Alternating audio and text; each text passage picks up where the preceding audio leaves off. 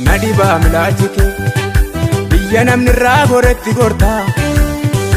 qe'ee namni irraa goretti gorta dadhabaa humna hin qabne nama kabajaa goota argeeran jaalala kee naafsi gidduu dhugaan banne jira haala laaltee nan ganne akka fira sin jaalladhan komii qabu sirra argeeran jaalala kee naafsi gidduu dhugaan banne jira haala laaltee nan ganne akka fira sin jaalladhan komii qabu sirra